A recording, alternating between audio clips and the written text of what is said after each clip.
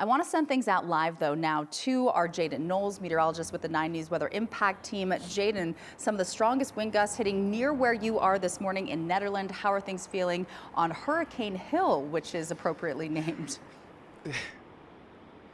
Yeah, definitely. It's living up to its name, Katie, Hurricane Hill. It is blowing, it's whipping back and forth. There's gusts really about every 5 minutes, and those gusts are extremely strong, especially when you're driving up here. It's moving the cars back and forth. It moves you back and forth as well. I mean, it's moving me and my photon back and forth.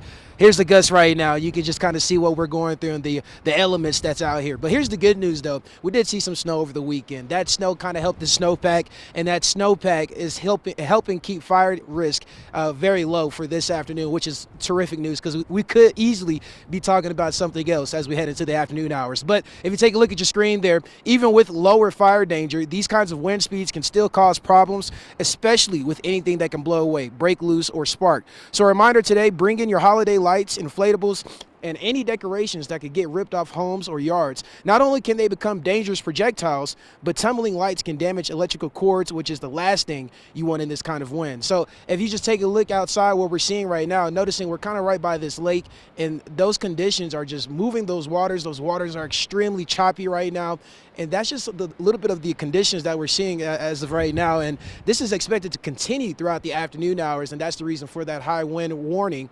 That's very rare to see as well, though, with the actual warning instead of a watch.